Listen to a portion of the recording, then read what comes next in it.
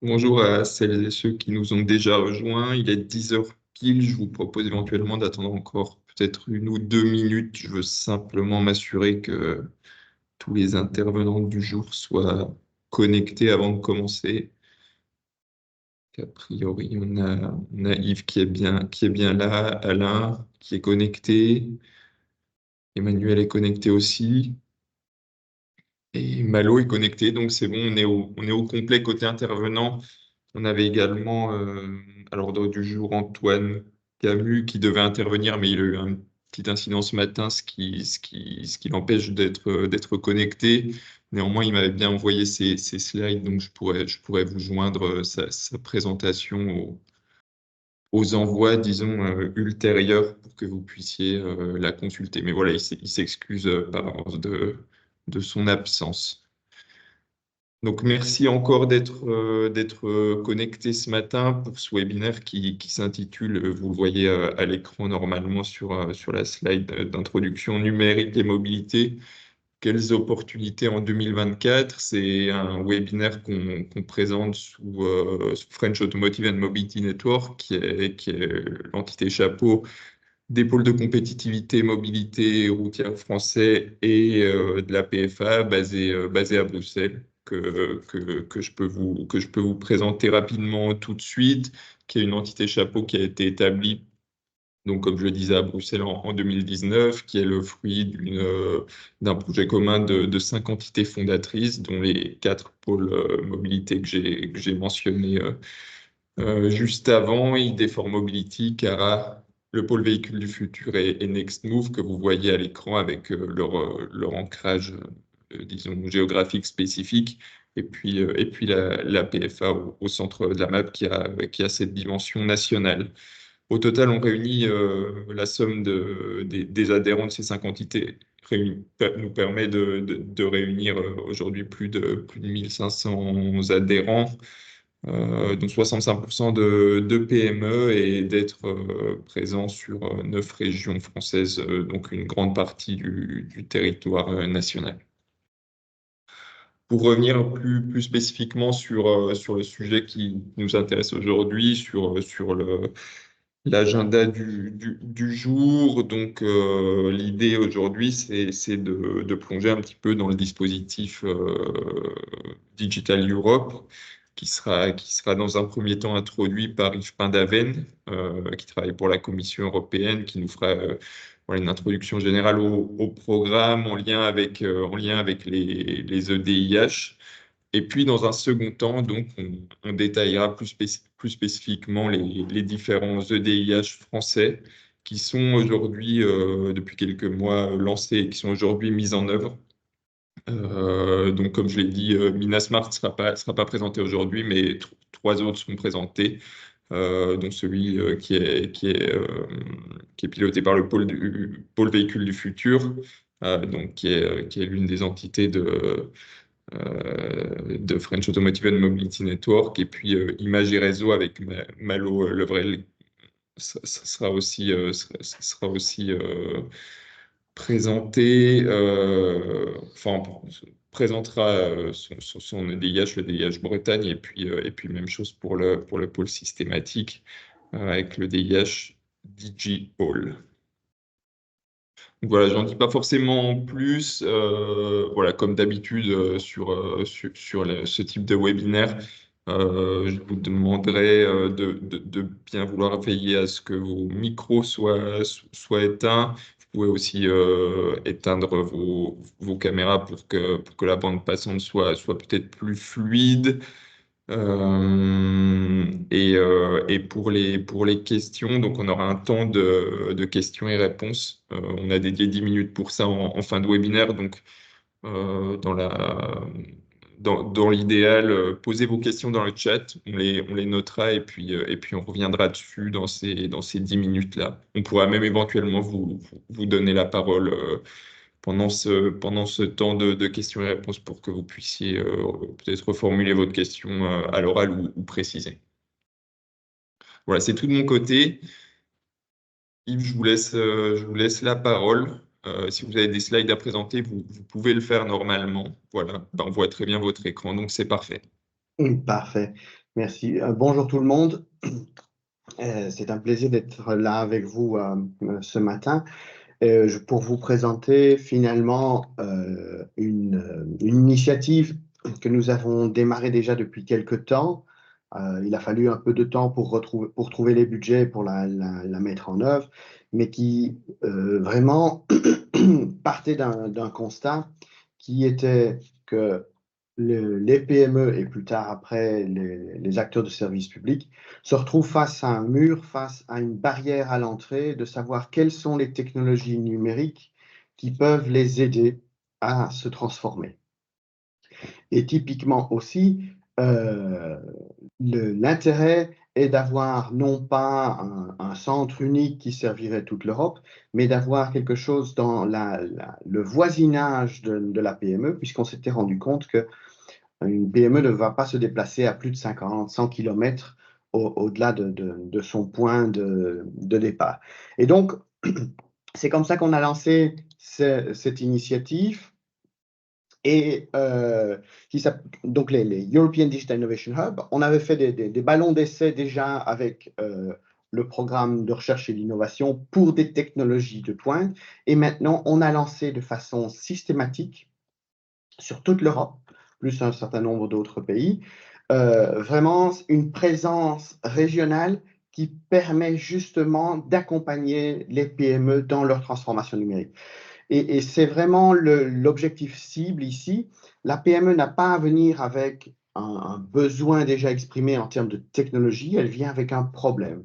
Et sur base de ce problème, c'est le rôle du hub de pouvoir dire, voilà, nous sommes votre guichet unique, on vous prend en main, on va regarder quel est votre problème, on va organiser avec vous une journée de transformation et on va vous aider à identifier de façon neutre, hein, il n'y a pas de vendeur dans les hubs, on va vous aider à identifier de façon neutre quelles sont les technologies numériques qui répondent le mieux à votre problème.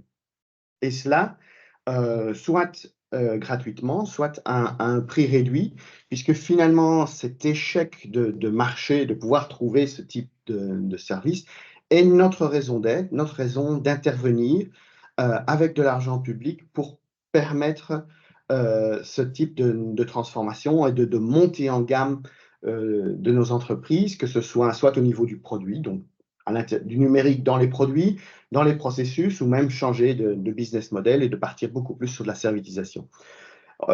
Avec le programme digital, qui est un programme de déploiement et de construction de capacité, nous finançons 50% à charge pour chacun des hubs de retrouver auprès des régions, auprès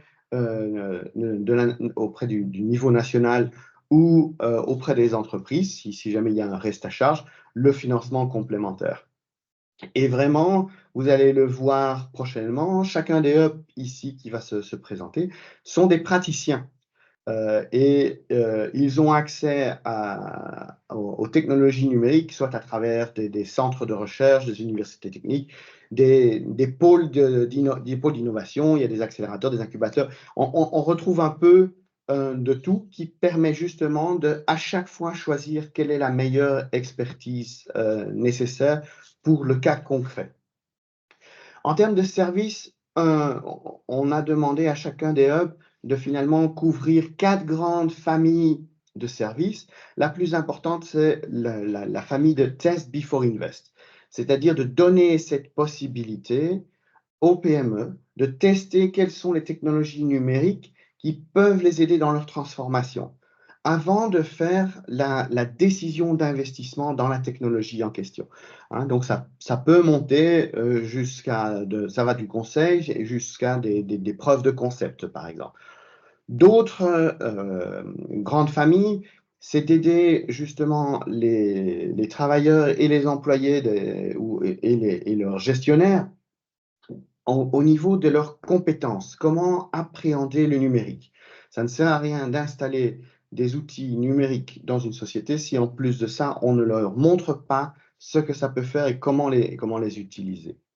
Les hubs sont aussi un guichet unique vers quelles sont les sources de financement possibles.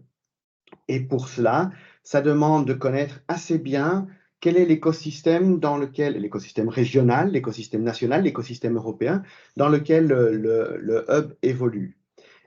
Et donc, ce dernier point au niveau de l'écosystème, c'est de pouvoir aussi faire le lien entre, voilà, nous, on va vous aider jusqu'à la preuve de concept, mais on connaît tel fournisseur de technologie ou tel intégrateur qui peuvent vous aider à faire maintenant le bout du chemin à partir du moment où vous avez maintenant les concepts, une idée de l'architecture, une idée de quelles sont les technologies qui correspondent le mieux à votre problème.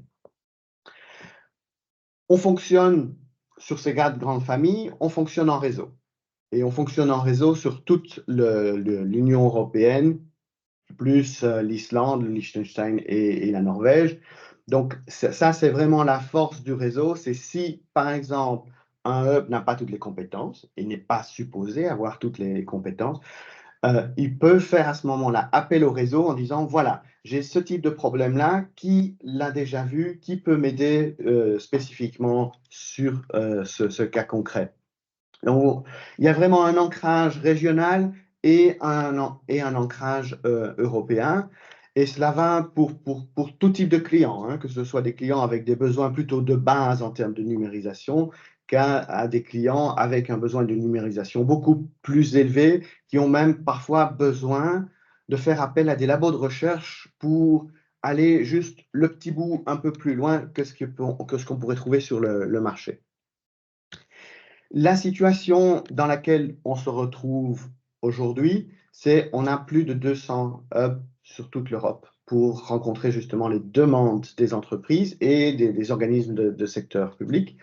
On en a 151 qui sont financés par le programme et on a entre 40 et 60 sauts d'excellence. Sauts d'excellence, c'est les hubs sont bons à très bons, mais nous n'avions pas le budget pour les financer.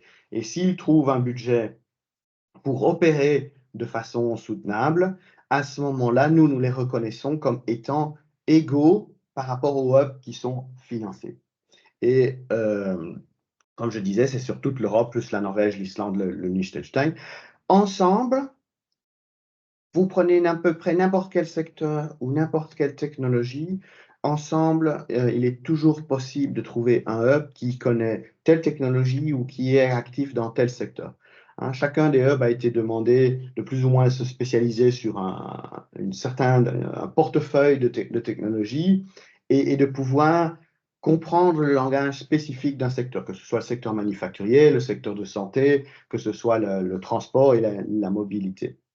Et donc, on se retrouve vraiment ici face à une richesse des différents hubs qui existent. Il y a un catalogue qui est en ligne qui permet justement d'avoir une meilleure idée. On peut faire des recherches par mots-clés. Le lien est là. Donc là, vous pourrez aussi rechercher plus spécifiquement si vous en avez besoin. En France, on se retrouve avec 16 hubs qui sont vraiment distribués sur tous les territoires avec une très bonne couverture nationale. Il n'y a pas de saut d'excellence par décision de la DGE, de la Direction générale des entreprises, et avec des priorités en termes de secteurs qui sont assez vastes. On va retrouver en particulier la santé, on va retrouver l'aéronautique, on va retrouver le manufacturing. Donc, on retrouve assez bien finalement au niveau français ce qu'on a déjà en plus grand au niveau européen. Et les technologies qui sont couvertes le plus souvent, l'intelligence artificielle, la cybersécurité, le big data sont vraiment les points forts, avec parfois certaines variations. Mais on a une très grande majorité de tous les hubs français dans ces grandes familles de technologies. Et si maintenant je fais un peu un zoom arrière pour regarder au niveau européen où est-ce qu'on en est au niveau des hubs qui ont déclaré et moi j'ai une compétence grande, petite ou moyenne en termes de transport et de mobilité, on voit qu'on se retrouve sur les 200 hubs, avec à peu près 70 hubs qui sont actifs dans le secteur. Donc, ça représente à peu près 30% du nombre de hubs, avec à nouveau une très bonne couverture ici et une présence dans 19 des pays par rapport au 27 plus 3. Donc, on se retrouve vraiment aussi ici à ce niveau-ci avec une excellente couverture, ce qui permet typiquement de pouvoir faire appel dans le cas où il y a des besoins plus spécifiques. Et vous voyez qu'il y a une forte présence en Espagne, en Italie, en Allemagne, qui sont aussi des pays avec une très forte concentration du secteur automobile. Peut-être juste un petit mot sur le positionnement des hubs, comme ça deviendra aussi plus clair par rapport aux présentations qui vont suivre. On se retrouve vraiment sur un segment au niveau de la chaîne d'innovation qui est, c'est pas vraiment, ce n'est pas de la recherche et l'innovation est laissée au programme de recherche et d'innovation, est laissée aux universités, plus au centre de compétences. On n'est pas sur le marché, le but n'est pas de faire de la concurrence par rapport à des acteurs qui fournissent ce type de service sur le marché. Donc, on est vraiment entre les deux, de faire ce pont entre le monde académique et le monde industriel, et en fonctionnant en synergie avec les autres types d'interventions qui existent dans les territoires. Hein, le but, c'est vraiment de ne pas reproduire ce qui se fait, mais d'être là, de rajouter plutôt une force d'impact par rapport à ce qui existe déjà dans les territoires. Et donc, on est là à ce niveau-ci avec un très bel instrument de transformation des territoires. Et avec ceci, je vais vous laisser la parole. Merci beaucoup, Yves. C'était très clair cette mise en contexte. Donc, Emmanuel, si tu veux, tu peux enchaîner avec le premier, je dirais, cas concret de DIH. Ok, c'est parti.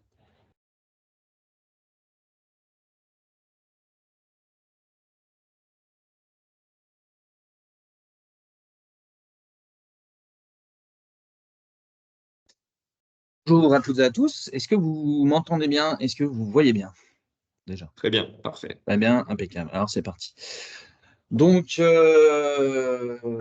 voilà, donc je m'appelle Emmanuel Paris, j'ai la charge de la coordination du Hub européen d'innovation digitale Dedicated BFC et ce hub donc, comme l'a justement présenté Yves Painaven, donc est destiné notamment, mais pas que, à accompagner les TPE, PME de la filière automotive. Donc qui sommes-nous concrètement? Dedicated BFC, donc on est situé en Bourgogne-Franche-Comté. On a un consortium de 13 partenaires donc, qui se mettent en commun pour un projet. C'est pas anodin.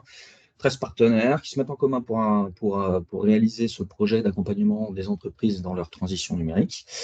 Donc, ils mettent en commun leur savoir-faire, l'expertise. Là, vous avez, voilà, vous les connaissez peut-être pas forcément, ou alors certains d'entre eux, comme avec un valeur à potentiel national, hein, comme le CETIM, comme Valor, Captronics, c'est peut-être des noms que vous connaissez. Voilà, on est partenaires ils sont partenaires de notre projet, des pôles de compétitivité, Nucléaire Vallée Vite, Agora. On a aussi un pôle numérique, Numérica, donc c'est destiné vraiment côté Bourgogne-Franche-Comté, la CCI, voilà, CCI que vous connaissez également, l'Usinerie Partners, également, voilà, par exemple, les universités, comme l'a dit également Yves, hein, pour la possibilité d'avoir des living labs, d'avoir des plateformes, d'avoir des laboratoires, des centres de recherche, voilà, et tous ces partenaires donc, ont pour ambition d'accompagner des TPE, PME dans leur projet de transformation numérique.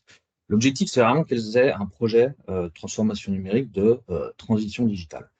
Donc, il n'y a pas réellement de prérequis techniques. On peut suivre, nous en tout cas, des entreprises qui sont peu matures ou complètement matures. Et toutes les filières sont concernées. Donc, on touche, comme la filière automobile, notamment par rapport au secteur historique, au côté Bourgogne-Franche-Comté. Donc, on passe aux usines Stellantis, donc à tout l'écosystème des sous-traitants, des différents sous-traitants de différents rangs. Donc, on touche, et effectivement, on va toucher cette filière-là, mais nous, on est aussi assez vaste sur le sujet. L'important, c'est effectivement le projet de transition digitale, parce que ce projet-là, on y gagne en tant qu'entreprise, et c'est vraiment ça qu'on peut comprendre, et l'enjeu, le levier important pour le dirigeant TPE-PME, simplement de s'intéresser à l'EDIH, de s'intéresser au programme, de s'intéresser au réseau et à ce qu'on propose. Donc, vous voyez à l'écran tous les gains attendus qu'on peut avoir sur le sujet. Donc, c'est des questions d'optimisation, évidemment, de modernisation, d'adaptation. Mais vraiment, le cœur, et Yves l'a très bien dit en amont, le cœur, c'est vraiment la transformation numérique. C'est-à-dire, il ne s'agit pas simplement d'aller accompagner, d'aller montrer que ça marche une fois et que l'entreprise, elle soit en plan. Concrètement, la transformation numérique, si on utilise une image, voilà, on voit une entreprise, mais l'entreprise, là, moi, je la symbolise sur une petite chenille. Donc là, souvent, la chenille, on va tester. On a entendu parler de ça au laboratoire. On est dans un écosystème. On suit des webinaires, des formations, on fait des choses extraordinaires parfois, avec très peu de moyens. Donc, les premières entreprises qu'on a rencontrées, on a des boîtes, quoi, concrètement, qui font des choses avec très peu de moyens et qui font des choses très bien. Ah, donc, la petite chenille, elle devient la chenille la plus grande, la chenille la plus forte de toutes les chenilles. Mais ça, c'est pas la transformation numérique. Parce que la transformation numérique, pour nous, on voit vraiment une évolution. Donc, dans le cadre du hub, dans le cadre du programme EDIH, la petite chenille, elle doit vraiment se transformer tout simplement en papillon. C'est-à-dire, on doit enclencher un processus irréversible, un processus positif, mais un processus irréversible. Il ne s'agit pas de faire les choses une seule fois pour montrer que ça marche, et ensuite, après, on ne se voit plus. Nous, dans le cadre du programme, on suit les entreprises sur toute la durée du programme. Donc, on a des relations constantes avec l'évolution de l'entreprise. On la prend à un instant T, elle a cette maturité numérique-là, et ensuite, petit à petit, en lui proposant des services, de l'acculturation, des points, elle va évoluer, et on a une relation constante avec elle pour lui permettre vraiment d'enclencher ce processus-là. Concrètement, Dedicated BFC, voilà le schéma général de l'organisation des services qu'on peut avoir en interne. Mais l'organisation que vous voyez là à l'écran, c'est une partie seulement de ce qu'on est capable de faire, parce que là, c'est ce qu'on propose nous en interne. Comme l'a également rappelé Yves, on agit en hub, donc sous une optique de guichet unique. Donc les solutions numériques, on visualise, on cartographie également les solutions numériques qui sont présentes dans la région, en Bourgogne-Franche-Comté, avec les offreurs de solutions. C'est-à-dire que concrètement parlant, vous voyez là le schéma, je suis une PME, j'aimerais bien mener un projet de digitalisation. Bon, elle entend parler de nous. Hier et avant-hier, on a organisé un événement, on a montré des démonstrateurs, on a une vingtaine, quasiment même une trentaine de sociétés qui nous disent « Ah, je suis intéressé ». Voilà, ils entendent parler de nous. On continue l'échange, on réalise le diagnostic de maturité numérique, et à partir de ce moment-là, on va évaluer. La société, si ça se trouve, elle a un besoin, mais c'est un besoin, c'est du déjà vu. Le marché, les offreurs de solutions y répondent très bien. Il n'y a pas de besoin d'aller faire ce qui a déjà été fait. Soit sur le marché, on va dire sur le domaine privé, vers les offreurs de solutions, soit également vers des programmes préexistants. Et on a déjà des programmes qui nous permettent de suivre les entreprises. Et là, si ce programme c'est le plus pertinent, nous, on l'intègre quand même, parce que l'idée c'est de la suivre, donc de voir son évolution, mais on va tout de suite l'orienter. Ne pas refaire ce qui a déjà été fait. Et une force chez nous, c'est que les 13 partenaires, alors c'est compliqué 13 partenaires, mais la force, c'est que les 13 partenaires, ils sont déjà impliqués dans pas mal de programmes. Donc finalement, ils ont aussi la possibilité de bien détecter tout ça. Et ensuite, si jamais le projet, on se dit, ah ben non, là, il y a quand même quelque chose à faire dans le cadre de l'EDIH, on a 3 parcours, 3 axes, et c'est vraiment la notion de parcours, donc la notion de transformation numérique, de la donnée à l'IA. Voilà. Donc là, l'idée, c'est le management de la donnée. C'est, j'ai des données, qu'est-ce que j'en fais? Comment je peux les utiliser mieux dans un objectif donné, un objectif commercial, un objectif marketing, un objectif de rendement, tout type d'objectif. Deuxième parcours, digitalisation des procédés de production. Là, j'ai des procédés de production, comment j'intègre des technologies innovantes dans mes procédés de production. Ah, bah, j'aimerais bien avoir un peu de temps vers la cobotique. J'aimerais bien voir un peu ce que c'est que la réalité virtuelle. J'aimerais bien avoir une pièce. Quand je vais usiner une pièce, j'aimerais bien pouvoir la visualiser sur l'écran pour bien voir si ça va bien. Voilà, concrètement, c'est l'intégration de ces solutions-là dans les procédés de production et l'accès au financement. L'accès au financement, voilà, c'est le trépied de l'accompagnement, parce qu'une fois qu'on a testé les équipements, une fois qu'on a vu tout ça, eh ben, l'extension numérique, ça coûte aussi de l'argent, et donc on a la possibilité d'accompagner vers le financement pertinent. C'est-à-dire que ce n'est pas nous qui allons faire un chèque à l'entreprise, on ne va pas financer nous-mêmes directement le projet, on va lui permettre de financer, par exemple, un plan de formation. Vous allez voir, je vais vous mettre aussi des exemples juste après sur des accompagnements concrets qu'on a déjà fait. Et on appuie donc du coup parcours 1, parcours 2, on néglige pas non plus l'aspect cybersécurité. Vous voyez les deux petits modules, là, garantir la cybersécurité de mes données. La question ici, évidemment, et vous allez le voir aussi chez les autres hubs, c'est-à-dire c'est pas seulement prévenir, faire ce qui va bien, ça va bien pour minimiser les chances d'être attaqué, mais c'est aussi réagir quand ça nous arrive. Voilà. C'est-à-dire que quand ça nous arrive, lorsque ça va nous arriver, comment je fais pour redémarrer ma production? Parce que si tout est KO, tout est KO, et puis si je redémarre rien pendant 15 jours, mes factures, etc., c'est une litanie de problèmes. Donc l'idée, c'est non seulement de se protéger, mais aussi d'avoir une réactivité donnée. Plus concrètement, voilà, on a sur le schéma du service, comment ça se passe, nous? On a l'exemple ici sur la digitalisation des procédés de production. L'entreprise, on prend un exemple type sur une PME de conception machine. Elle exploite pas de données, elle aimerait bien toucher à la réalité virtuelle. Bon, on le sait, voilà, vous voyez le schéma, on rentre dans le hub, on a le diagnostic, des visites qualifiées, et puis concrètement, l'accompagnement, c'est quoi? Sur la gauche, vous voyez la durée totale de l'accompagnement estimée, donc ça peut être un petit besoin sur le propre, sur le service, donc de 3 semaines, ou un long, ou quelque chose sur le temps long, de 24 semaines. Je rappelle qu'on cible des TPE-PME, donc le temps qu'elles ont à nous consacrer, c'est vraiment une valeur primordiale, parce qu'elles ont peu de temps. Voilà. On a des structures qui peuvent être, on peut avoir 5 personnes dans la structure, ou 100, mais la plupart du temps, quand il y a 5 personnes, il y a très peu de temps, donc il faut aller bien, il faut aller vite, mais aussi il faut que l'accompagnement se fasse sur le temps. Ça marche comment? On a un diagnostic et établissement du plan de travail. Donc voilà, première réunion de cadrage.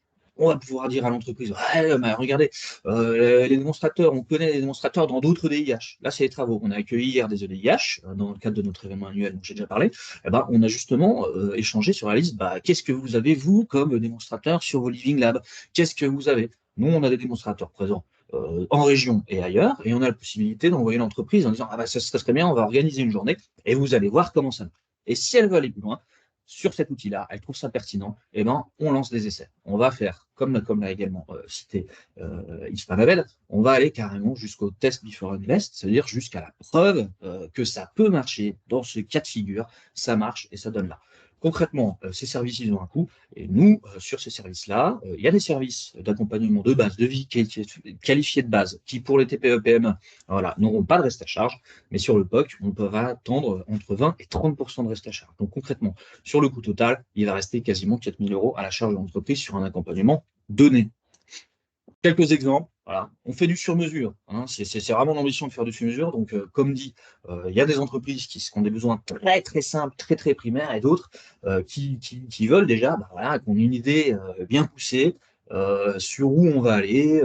Elles savent déjà un peu plus, quoi. Donc, du coup, il y a vraiment ces deux grandes familles d'entreprises. Un exemple d'une société de formation, usinage mécanique. Clairement, leur besoin, c'était un ERP. Donc, on a orienté l'entreprise vers le financement d'un ERP, vers le financement. Donc ici, le financement qu'on a réussi à prendre en compte, c'est l'aide au choix, l'accompagnement vers le cadre d'un programme préexistant.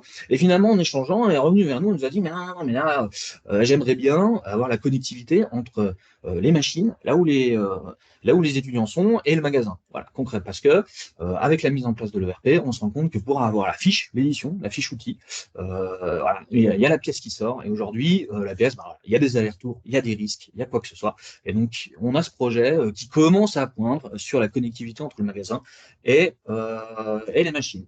Un sous-traitant de Renault de l'industrie automobile, donc qui fait plutôt dans les pièces de sécurité d'auto, découpage.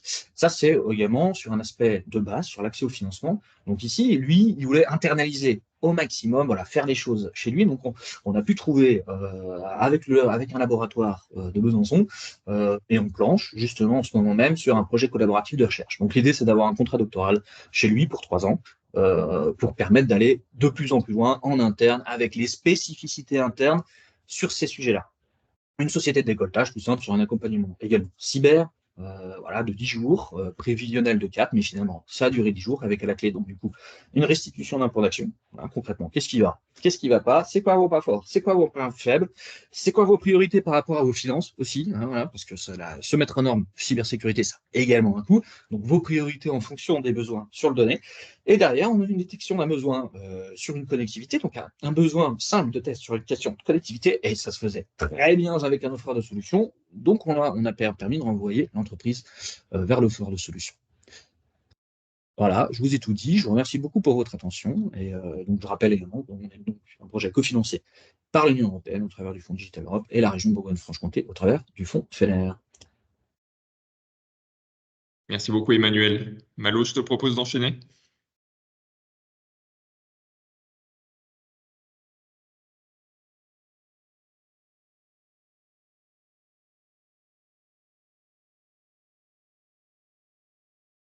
Oui. Est-ce que c'est bon? Est-ce que vous voyez correctement mon écran? Oui, c'est parfait.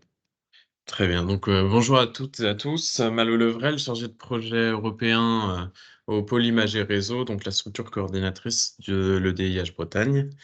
Et je remplace au pied levé Manon Leyeuc, qui est indisponible, la coordinatrice du projet, qui est indisponible à l'heure actuelle. Donc, EDIH Bretagne, alors, j'avais prévu une petite slide pour résumer ce qu'était un EDIH, n'étant pas sûr, ne sachant pas ce que Yves allait présenter, mais vous retrouvez des informations que vous avez déjà vues, donc je vais passer rapidement sur le guichet unique, comme il vous l'a très bien expliqué. La spécificité de DIH Bretagne, c'est des compétences à la fois en cybersécurité, parce que la Bretagne est une terre de cybersécurité et que ça fait partie des compétences régionales mises en valeur, et des compétences en intelligence artificielle avec des acteurs leaders dans le domaine. Le process EDIH étant adressé à la fois aux entreprises et aux organismes du secteur public, le DIH Bretagne inclut aussi des partenaires dédiés à la santé, qui est, on a la chance d'avoir Biotech Santé Bretagne dans le consortium. Donc, on se base sur les thématiques de la S3 en Bretagne, donc la stratégie de recherche et de l'innovation, qui sont l'agri-agro, le numérique, le maritime, la santé et l'industrie. À savoir que ça, ce sont les thèmes principaux donnés par la région, mais que toutes les entreprises, toutes les PME, toutes les collectivités sont éligibles à venir profiter des services proposés par DIH Bretagne et bénéficier d'un accompagnement personnalisé pour établir un plan de transformation numérique avec une offre de services prise en charge par le dispositif ou à prix réduit grâce au soutien de la Commission européenne. Donc, l'objectif global derrière ce projet EDH Bretagne, c'est un accompagnement pour les acteurs bretons pour développer une dynamique régionale forte de montée en compétences dans le domaine du numérique et d'anticiper les challenges à venir, que ce soit en cybersécurité ou en intelligence artificielle. Mais avant tout, EDIH Bretagne, c'est un accompagnement personnalisé, avec des objectifs pouvant différer selon les phases de maturité digitale des entreprises, selon les obstacles rencontrés, que ce soit dans leur secteur d'application ou dans la vie d'une entreprise, et les objectifs aussi de chaque organisation accompagnée. Donc les objectifs, voilà, gagner en performance, comprendre le digital pour les structures qui partiraient d'un niveau de maturité digitale peut-être un peu plus bas, ce qui ne pose absolument aucun problème. Il n'y a pas de niveau de maturité digitale attendu pour démarrer une démarche de transformation. Et il est toujours le temps d'apprendre et de former ces équipes et de monter en compétences. Et donc aussi des bases pour sécuriser ces données, ces procédés, pour explorer des nouvelles solutions numériques, innover par le digital et être accompagné dans le financement. Pour arriver à ces ambitions, nous avons un consortium de 9 partenaires réunissant des experts dans leurs domaines respectifs. Donc des structures avec des attaches régionales fortes, des structures d'accompagnement d'entreprises spécialisées dans le domaine et des connaissances de l'écosystème poussé qui leur permettent de proposer un accompagnement de qualité et qui permettent aussi d'avoir une expertise dans la recherche de financement.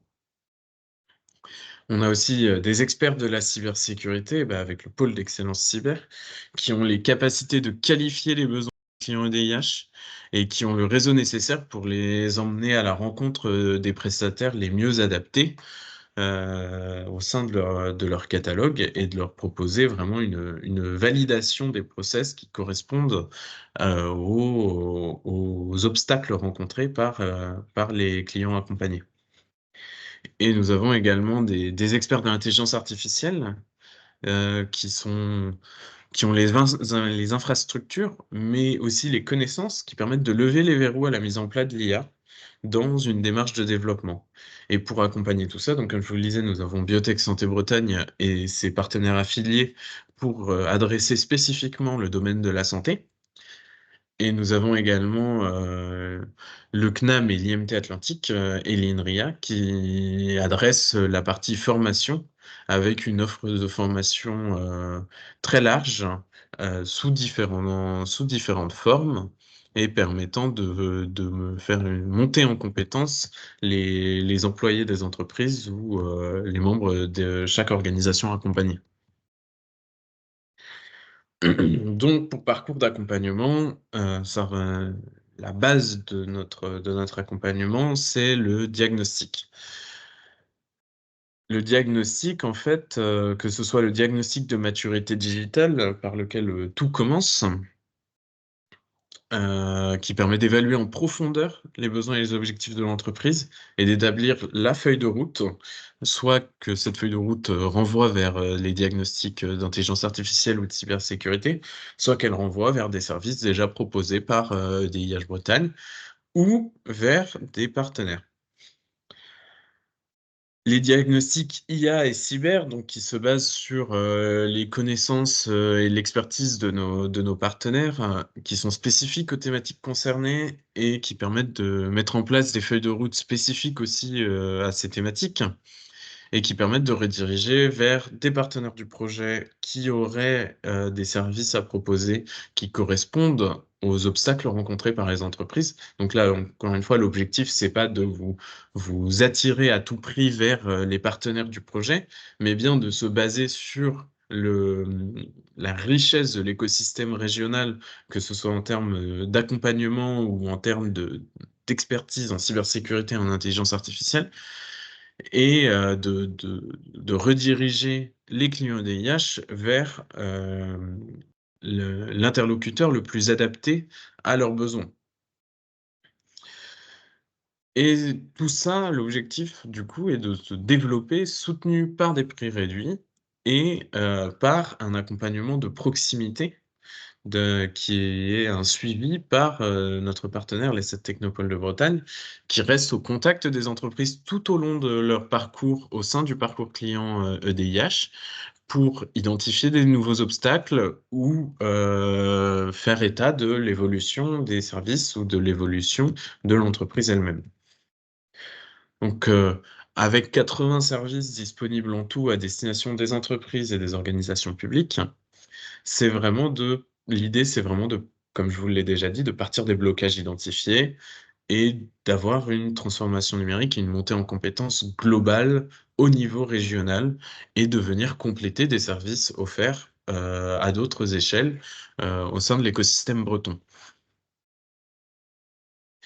Et pour ça, on a un catalogue de services, alors que ce soit de la formation avec des MOOC ou des formations longues, que ce soit des espaces de test pour le test Before Invest que Yves mentionnait lors de sa présentation, donc des infrastructures mises en place pour avoir des environnements de test sécurisés, avoir de la donnée sécurisée et pouvoir vraiment pousser jusqu'au bout les idées qui pourraient arriver au fil des services de DIH ou de la prestation, ou même tous les services en même temps.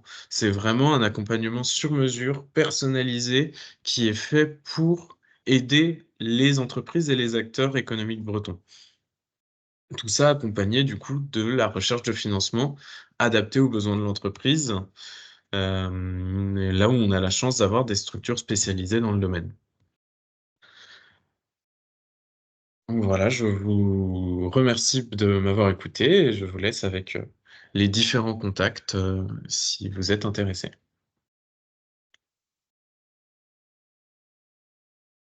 Merci beaucoup, Malo. Alain, je vous laisse enchaîner pour la dernière présentation de DIH.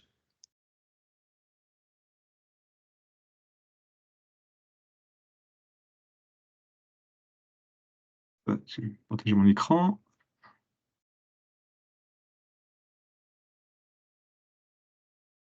Est-ce que vous voyez bien mon écran? Parfaitement. Donc bonjour à toutes et à tous. Donc je vais vous présenter. Alors c'est un peu le petit dernier né, puisqu'en fait DigiHall c'est un projet qui est en cours de montage. Donc c'est un cofinancement de la région et de l'Union européenne pour un projet FEDER. Et donc le projet a démarré en fin d'année 2023. Donc nous sommes en phase amont par rapport aux autres EDIH qui ont pu présenter leur projet. Donc, on se positionne comme Digital Innovation Hub de la région Île-de-France. Donc, DigiHall, c'est le nom du projet de recherche et le nom de l'EDH, ce sera l'EDH Paris-Saclay.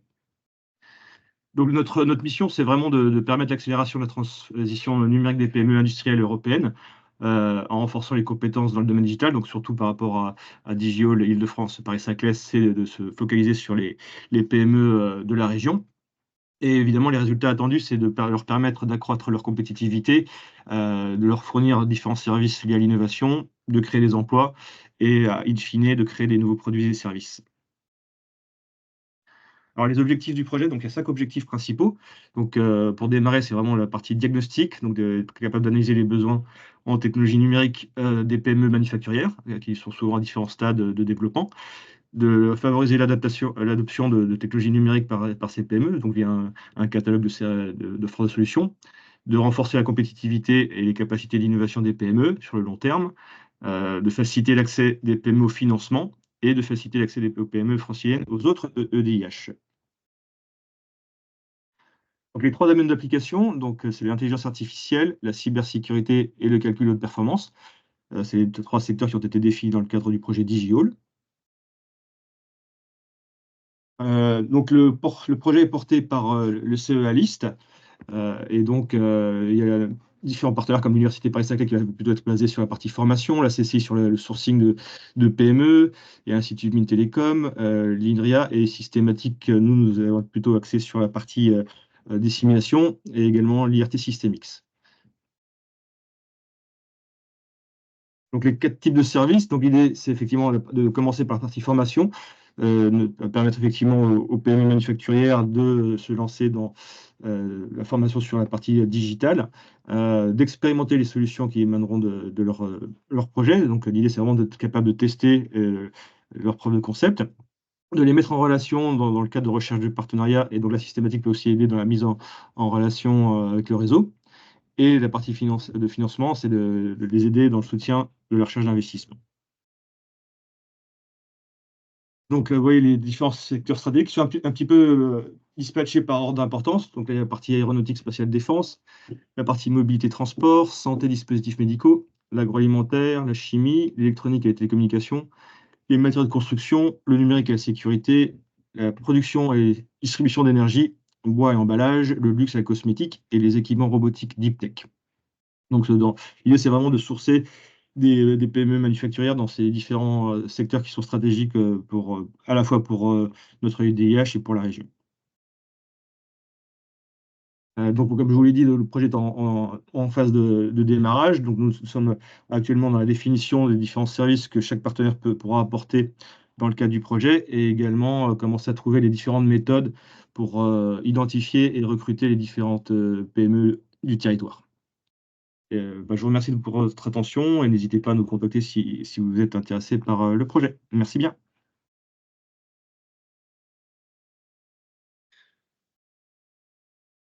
Merci beaucoup, Alain. Alors, je ne sais pas s'il y a des questions à ce stade. Je regarde le chat rapidement. Il n'y a pas eu de questions posées pour l'instant. N'hésitez pas à prendre la parole. Je vois que Clotilde, tu viens de lever la main. Je te laisse éventuellement poser ta question. Oui, merci Mathieu. Alors moi j'ai une question. Alors bon, j'ai des éléments de réponse, mais je pense que ça peut potentiellement intéresser les industriels qui nous écoutent. Comment faites-vous, alors c'est pour un peu tous les intervenants, hein, mais comment faites-vous pour justement renvoyer une entreprise, une PME, vers une autre offre de service d'un autre DIH? Comment vous vous organisez entre vous pour, euh, pour permettre un parcours fluide aux industriels?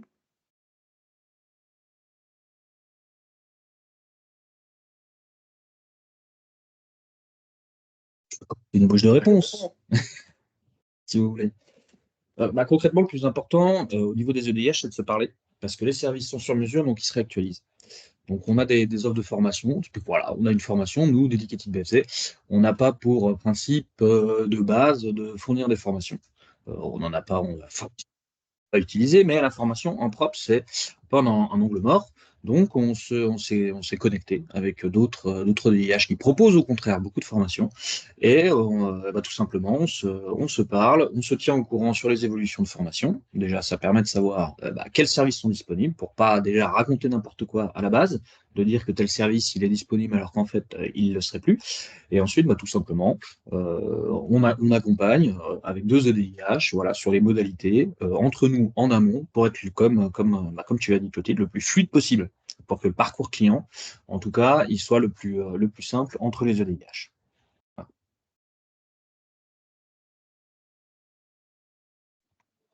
Je me permets de compléter par rapport à ça.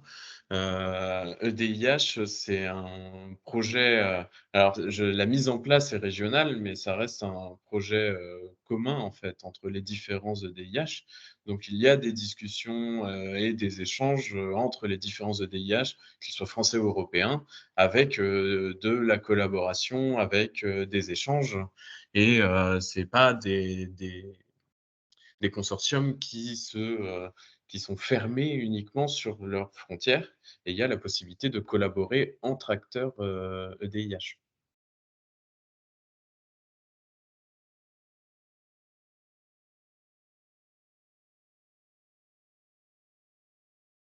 Est-ce que les autres intervenants veulent compléter sur cette première question?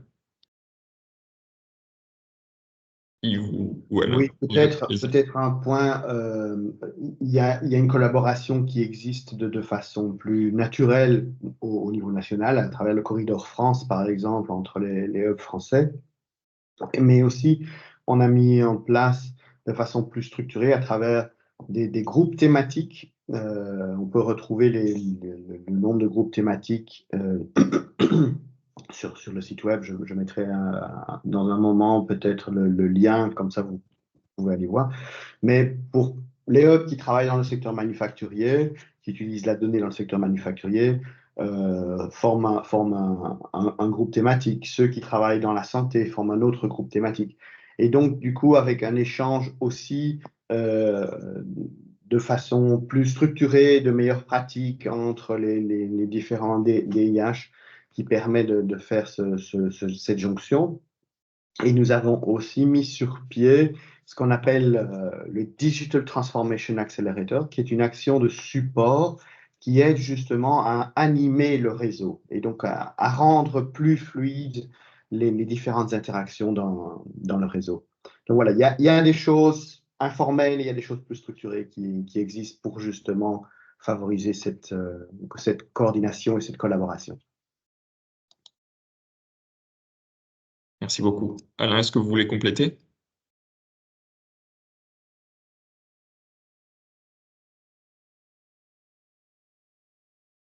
C'est pas le cas. J'ai peut-être de mon côté une autre question. En tout cas, j'en ai deux. Peut-être une première à destination de la Commission européenne. J'imagine qu'il y a des KPIs qui sont fixés pour finalement évaluer l'efficacité de cette initiative, qui est une initiative plutôt nouvelle d'un point de vue accompagnement des écosystèmes d'innovation. Est-ce que vous pouvez peut-être détailler un petit peu ça pour qu'on comprenne finalement sur quoi ces pôles d'innovation sont attendus et dans quelle direction ils vont devoir finalement naturellement aller pour répondre à ces objectifs qui sont fixés par la Commission européenne? Oui, tout à fait. Alors, on a des objectifs au niveau du programme. Je vais aller du plus général au plus particulier. On a des indicateurs au niveau du programme. Ce qu'il faut savoir, c'est que c'est une initiative qui s'inscrit aussi dans ce qu'on appelle la décennie numérique, de Digital Decade. C'est-à-dire que où voulons-nous que l'Europe se retrouve en 2030 au niveau numérique, sur un certain nombre d'axes, que ce soit des axes d'infrastructure du numérique, que ce soit des axes de transformation. Plus spécifiquement, les Digital Innovation Hubs se retrouvent sur l'axe de la transformation numérique des entreprises. Et il y a 4 grands critères que l'on va retrouver. Des critères qui sont sur l'adoption par les entreprises de technologies de pointe, en intelligence artificielle, en cloud computing, en big data, que ce soit sur l'acquisition d'un niveau de maturité numérique de base. Pour 2030, il y a la cible est de se retrouver à 90% minimum d'entreprises avec un numéro, avec un nombre, avec une intensité numérique de base. Donc voilà, c'est un objectif très ambitieux sur lequel on se retrouve.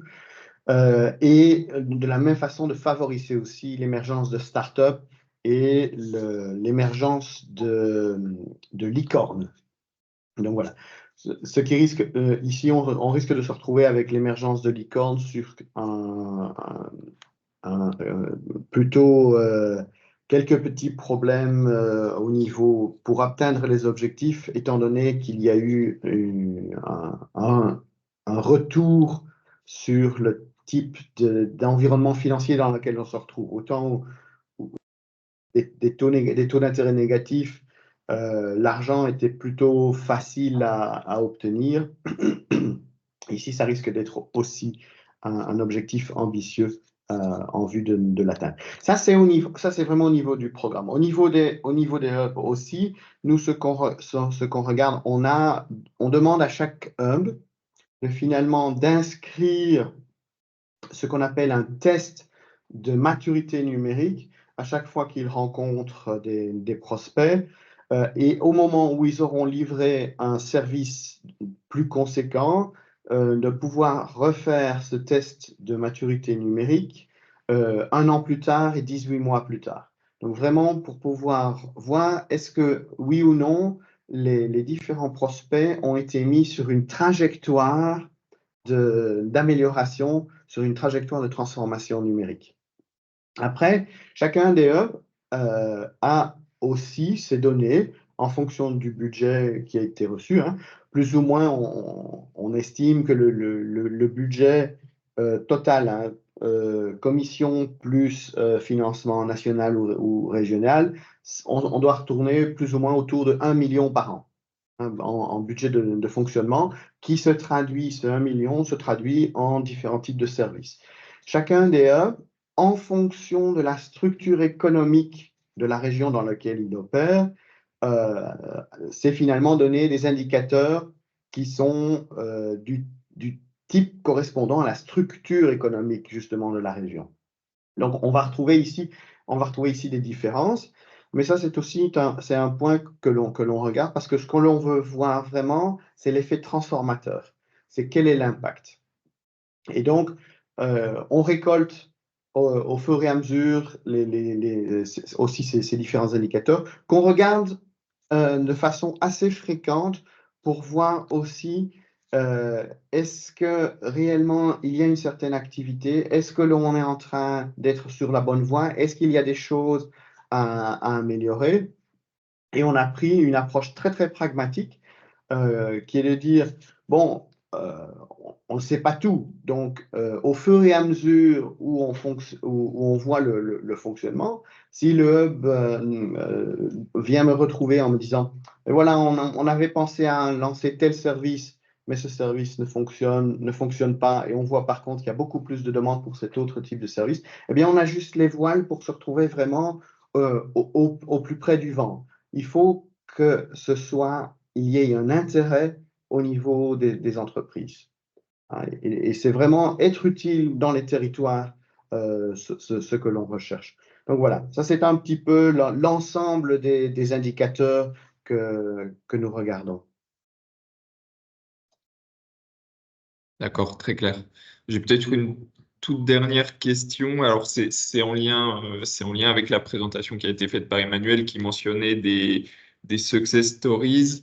Du coup, la question n'est pas destinée à Emmanuel, mais plutôt aux autres speakers qui ont présenté des EDIH. Alors peut-être plus spécifiquement pour le DIH Bretagne que pour DigiHall, puisque comme vous l'avez dit Alain, DigiHall est en phase très amont, donc j'imagine qu'on n'a peut-être pas encore ce recul-là et ces success stories à présenter. Mais en tout cas, pour le DIH Bretagne, Malo, est-ce qu'il y a des histoires un petit peu concrètes d'entreprises qui ont d'ores et déjà été accompagnées et qui ont eu peut-être des résultats? Alors, ça commence, ça arrive doucement. Il faut savoir qu'il y a eu une phase de mise en place des EDIH qui a été assez longue de ce que je comprends, comme je reste assez nouveau sur le projet. Mais on observe effectivement dans tous les cas un intérêt pour DIH avec une montée en puissance du nombre de DMA et du nombre de diagnostics. Et on observe aussi un intérêt pour les services proposés derrière, parce que c'est des choses qui font venir vers des DMA, même des entreprises qui auraient déjà entamé des processus de diagnostic hors EDIH, et qui acceptent du coup de repasser par cette phase-là pour accéder aux services EDIH. Donc, sans parler de success story, on a un intérêt certain pour les services proposés et moi j'invite toute entreprise bretonne à venir échanger avec avec nos partenaires qui pourront leur décrire encore plus précisément leur domaine d'application et tout ce qu'ils peuvent faire pour eux. Merci beaucoup, Malo. Il est 10h56, donc s'il n'y a pas d'autres questions, je vous propose éventuellement de conclure là-dessus. Donc, je vous remercie. Je remercie chaleureusement les 4 intervenants du jour pour leur présentation très claire, très enrichissante. J'ai de mon côté les différentes slides que j'enverrai à l'ensemble des participants. Pour info, le webinaire est aussi enregistré, donc il sera publié de notre côté et il pourra être revu, partagé par les intervenants. Par ailleurs, sur un autre sujet en lien avec le digital, pardon, on souhaitait simplement vous informer qu'on a au niveau French Automotive and Mobility Network une consultation qui est actuellement ouverte, dans le cadre de laquelle on prend la température des intérêts de nos membres sur les différents appels à projets actuellement ouverts sur le digital, dont certains en lien avec le programme Digital Europe. Donc voilà, je vais vous mettre le lien dans le chat pour que vous puissiez aller voir ça et éventuellement exprimer votre intérêt qu'on pourra ensuite relayer, qui nous servira de base pour vous mettre en relation avec d'éventuels consortia qui seraient ici au niveau européen en cours de constitution et que vous n'auriez pas vu passer, en tout cas que vous n'auriez pas dans votre scope à ce jour. Voilà, c'est tout de mon côté. Je vous remercie encore et je reste à votre disposition pour d'éventuelles questions. Merci. Merci Mathieu, bonne journée. Merci Mathieu. Merci beaucoup, Mathieu. À bientôt.